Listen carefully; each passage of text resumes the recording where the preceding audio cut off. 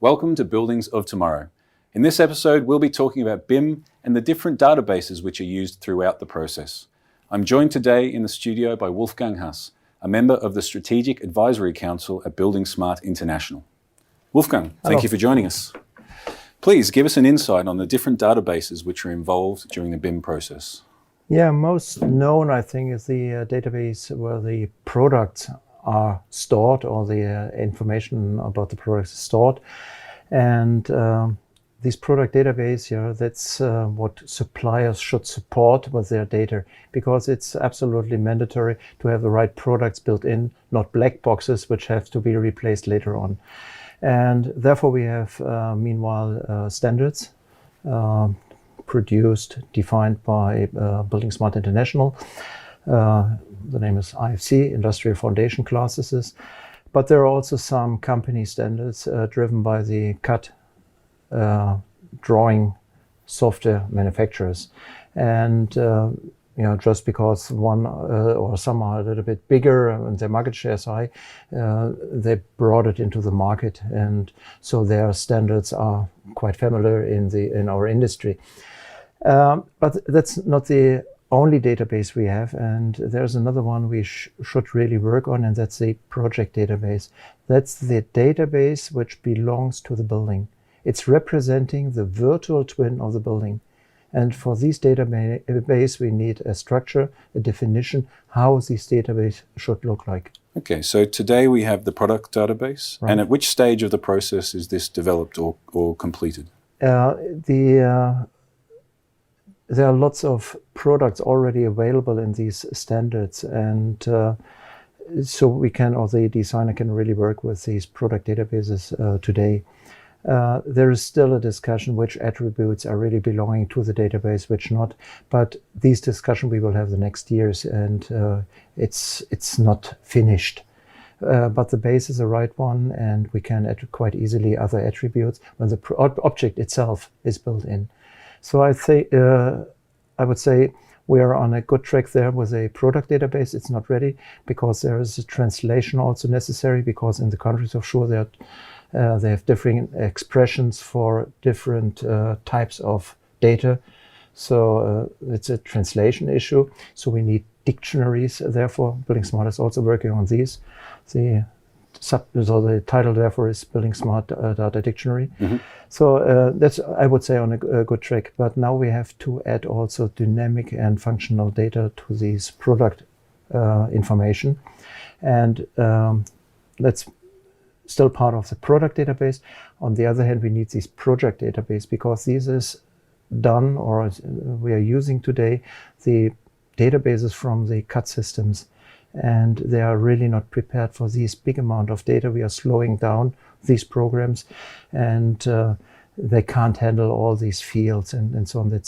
Maybe we should make a split of the database from the drawing systems, from the CAD systems. So it has to run independently, and that would be my big wish, company independent.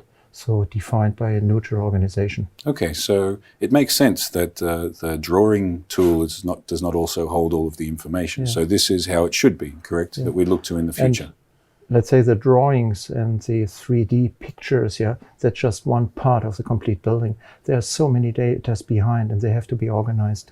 And it's very important to have, let's say, one structure behind, that everything is a little bit linked to each other. So the data, they have to be harmonized, they have to fit together, and then it makes sense. Then it's a real value. Then it's real. So is it fair to say that the product database is the collection of all the components in the building, but this project database is how they all work together? Exactly. And the product database is, let's say, the source where you can pick products and you can place it in your building, in the virtual building. Mm-hmm. And then later on it has to build according to plans, for sure. But then you have all the information about these products also in your virtual model. So you know, for example, when the belt has to be changed, because it's part of the description of the product. On the other hand, you also will have the runtime of this fan, so you know when the fan, or the belt of the fan, has to be changed. So that's fitting for the facility management very good together. So there's a relation between these data. And this is a huge relationship to understand the lifetime of the product, which would be built into the product data, but then how long it's been running, which would be part of the project. And we can do this just the same today, but there's a lot of manual work and interpretation necessary. And we can automate this if the structure is standardized. Okay. And who has the responsibility to define what these databases should look like? Yeah, the responsibility, it's on one hand, the input is coming from the vendors, from the different one, because they can offer something. But let's say the wish list should come from the operators. Okay. And we can hopefully convince them as supplier with the right data.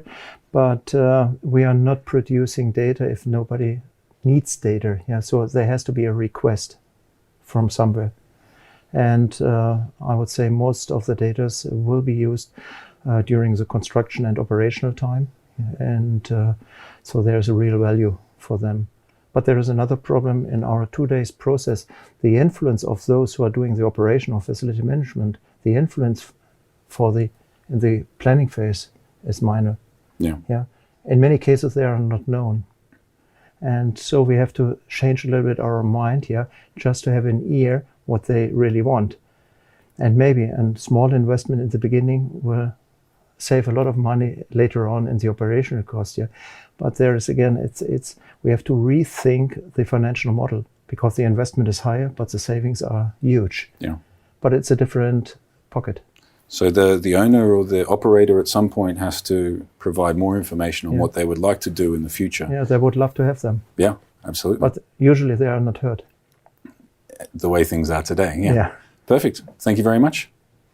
And thank you all for joining us at Buildings of Tomorrow. Please feel free to comment, like, or share this episode, or subscribe to us here on this channel.